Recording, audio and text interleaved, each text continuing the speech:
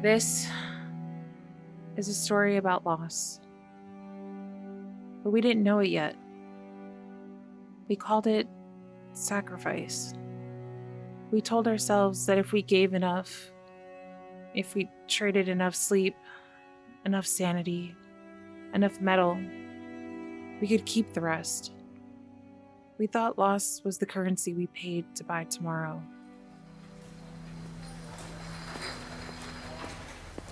Reactor output is steady at 98%. She's running hot, Anna, but she's stable.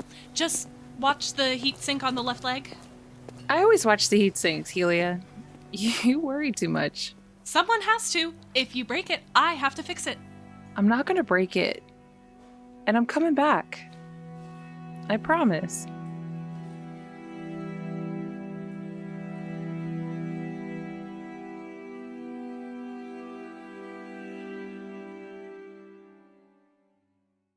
Let me tell you about the world before it burned.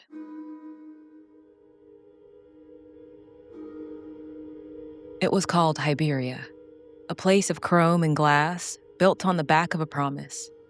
That technology would save them. They had alliances with the southern nations who gave them the raw earth, the power, and in return, Hiberia gave them miracles, automation, sentinels that never slept. And at the center of it all stood two sisters. Ana Rossi, rank 1 pilot, the sharp edge of the spear, and Helia, the engineer, the hand that held the spear steady. They weren't soldiers, not really. They were believers. They wore matching silver rings on their right hands, a keepsake from a mother they barely remembered. And they looked at the massive stone archway standing in the center of their home, not with fear, but with a calculated resolve, because they had built a god.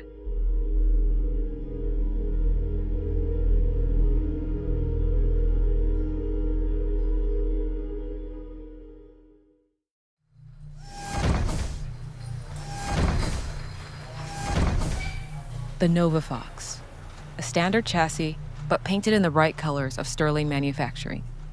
It hummed with an arc light generator, a weapon designed to turn electricity into pure kinetic force. In the game of home, you create these things. The pilot, the mech, the world, hoping that if you write enough detail down on the paper, it will somehow protect them when the dice start rolling. I looked at my character sheet, Ana Rossi, confident, skilled, ready. I looked at the map, the Blockade, bristling with automated turrets and enemy barriers. I picked up the dice. Front 1, the Blockade. The rift opened, and the Night Hunter came through. The entrance to the rift wasn't a tear in the sky. It was an archway, a massive stone gate, ancient and undiscovered until the first invasion. I drew it in the center of the Blockade map. A wound in the earth that refused to close. Out of that darkness came the Night Hunter.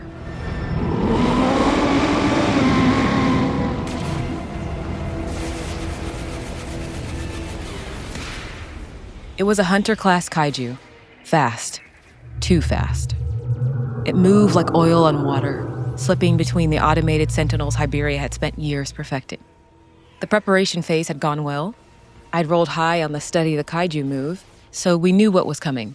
We knew about its hypersenses, how it can hear a heartbeat from a mile away. Anna wasn't afraid. Why would she be? She was sitting inside 60 tons of Hiberian engineering. The fight began at the edge of the energy barriers. The Night Hunter lunged, a blur of shadow crashing against the plasma shields. I rolled for the first clash. The dice were kind. Hiberia's defenses held. The automated sentinels, those swarms of defense bots we prided ourselves on, filled the air with suppressor fire, forcing the beast into a kill box. But the Night Hunter adapted. It screamed, a sonic attack that rattled the Nova Fox's frame. The beast lunged for the cockpit. Anna didn't flinch. She had the data, her co-pilot system, that cutting-edge network that linked her mind to the machine. It all predicted the swipe before it happened. Overloading arc light outputs now. She didn't try to punch it. She blinded it. The arc light generator released a concentrated bolt of pure lightning. It ripped through the Night Hunter's hide, overwhelming those hypersenses with blinding light and deafening force. The dice hit the table. Success. The massive creature staggered, shrieked one last time, and crashed into the defensive perimeter. It lay there, inert, a grim monument to our victory. The Nova Fox had taken a hit, a scratch on the paint, a bruised chassis, one health gone, but Hiberia? Hiberia was untouched. No smoke, no fire, no ruins. Target town. Readings are 0. You did it, Ana. It worked. I looked at the map. It was pristine. The locations I had drawn, Rio de Mora, Belmont City, the Perjosa factory, they were all safe.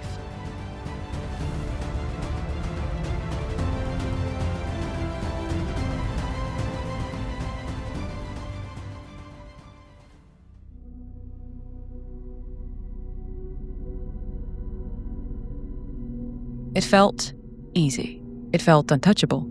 I thought because they had the technology, because they had the smart defenses and the advanced prototypes, they had tamed the rift. But they didn't know that the Night Hunter was just a scout. They didn't know that luck was about to run out. And they certainly didn't know that inside the rift, something else was waking up.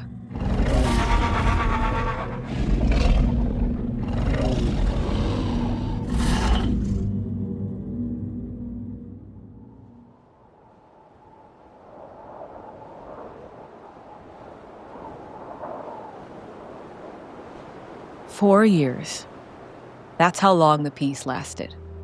4 years of rebuilding, of stockpiling. But the Hiberia that faced the second invasion wasn't the shiny utopia of before. Resources were bleeding dry. High-grade ether conductors, the veins of our machines, had vanished. Paradoxically, the scanners showed that the only place to find more was inside the rift itself. The children in the schools were taught the science of the Kaiju. Light lessons, clinical. But at night, in the safety of their homes, they learned the truth. They heard the stories from scarred pilots and widows. Stories not of biology, but of monsters. Terrifying, awesome, and unstoppable. The scene cuts to the entrance of the rift. Ana and Helia stood in the shadow of the Nova Fox. Helia worked at Svalka Industries now. She knew every bolt in that machine. She knew what it could do, and she knew what it couldn't do. They stood there, fear warring with duty. Ana, already helmeted, looked down from the open cockpit. She forced a smile, a small nod. For you. For Hiberia. She closed the canopy, and as the Nova Fox stepped towards the darkness, Helia didn't cheer. She put her head down, pressed her hands together, and whispered a silent prayer to a universe that had stopped listening. This is Front 2, the Rift.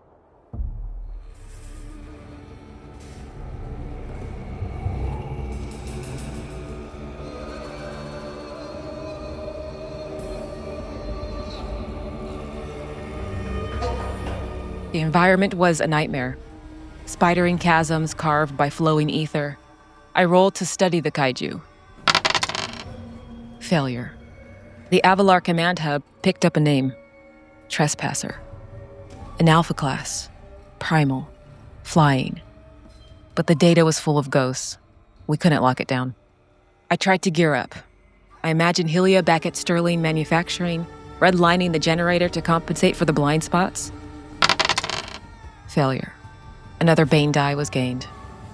The worst possible roll. Instead of a boost, the arc light generator emitted an angry, unstable orange hum. Warning lights flickered. Inconsistent power draw. The Hiberian engineering we trusted so much was buckling under the validity of the rift.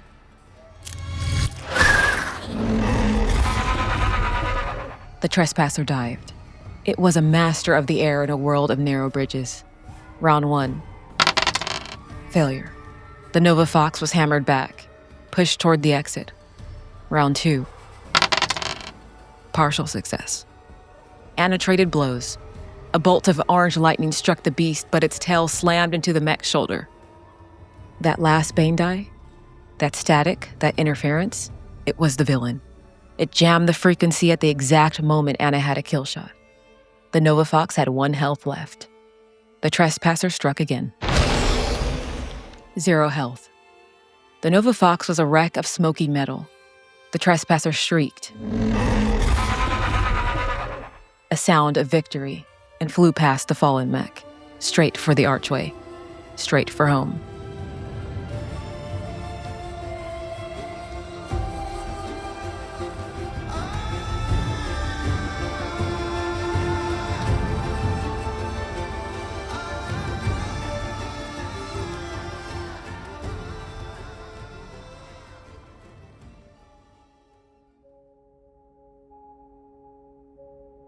I marked the map.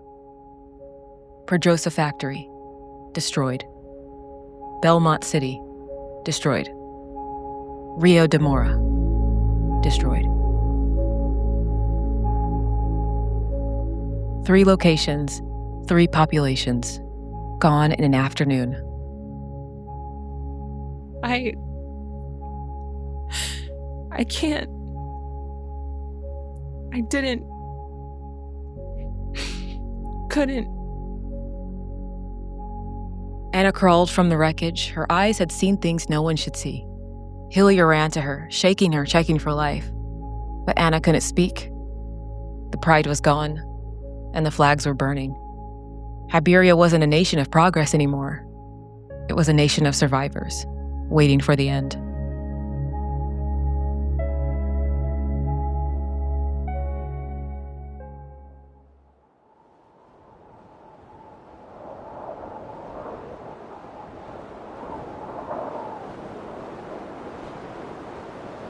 Three years later. They call it the silence. Politics ended the day Rio de Mora burned. They hadn't heard from the Southern Allies in 2 years. They operated under the assumption that Hiberia is the last light left in the dark. The air isn't just polluted, it's metaphysically toxic. Everyone now wears sleek, Hiberian-engineered masks that glow faintly blue, filtering out the rift spores. As a player, I sat at the table for Front 3 and confronted the source. This is the heart of the rift, the origin point of the Kaiju invasion and everything they had faced so far. My pilot, Ana Rossi, was now rank 3, a veteran of a lost war. They had built one last machine, the Lancer Hawk. It wasn't built because they wanted an upgrade. It was built because the Nova Fox, the pride of Hiberia, was a smoking crater back in the rift. They scavenged parts from the ruins of Pedrosa to build this suicide machine. It had proto-alloy armor and singularity missiles, weapons born of pure desperation.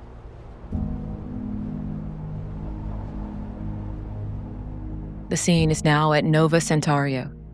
The sisters stand together one last time. They both know. The math is simple. The enemy is an Omega-class Kaiju with 7 health. The Lancer Hawk has 4. The odds are seemingly impossible. Ana and Helia don't say it, that this is likely the end. Instead, they press their foreheads together. They grip each other's hands, hard enough to bruise, until the silver rings on their fingers click together.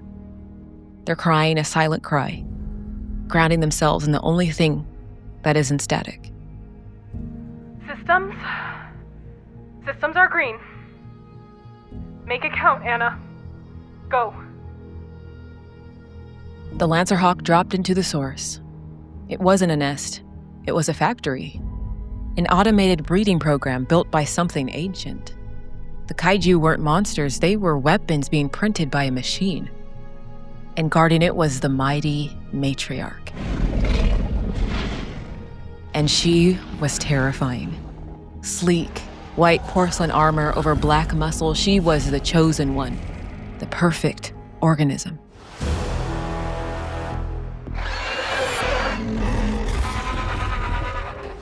As a player, I looked at my dice pool. I had 5 boon dice and 4 bane dice.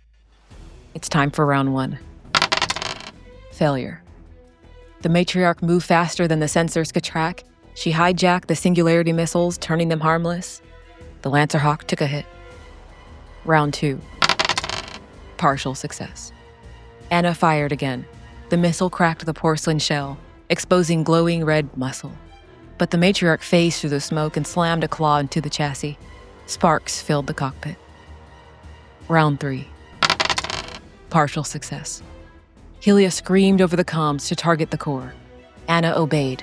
A point-blank volley. The explosion was blinding, but when the smoke cleared, the matriarch was still standing. She crushed the Lancerhawk's left leg. Blood floated in the zero gravity of the cockpit. I looked at the health track. The matriarch Kaiju had 3 health left. The Lancerhawk had 0. And it was over.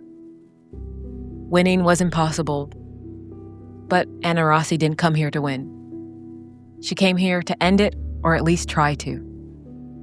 I triggered the final move, detonate core. Ana looked at the photo of her sister on the console. She gripped the silver ring on her finger. She screamed it.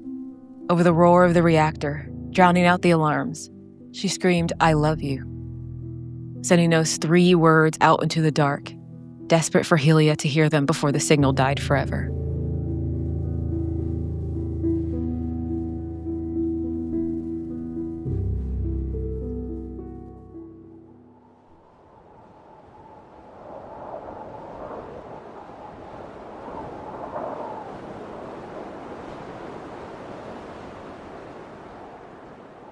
Hiberia is gone.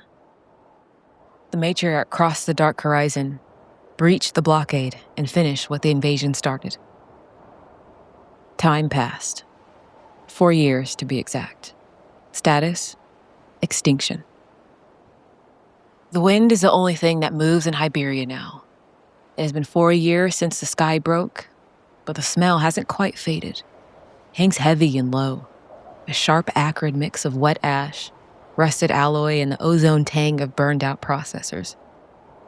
The great spires of Sterling manufacturing and the domes of Nova Centauro are gone, reduced to jagged teeth of rebar and concrete jutting from the blackened earth. Between the mounds of rubble, bleached white by the indifferent sun, lie the scattered bones of a people who believed they could hold back the tide. Tattered flags, once bright with the colors of the coalition, whipped frantically in the updraft, snapping against the silence. They signal to no one.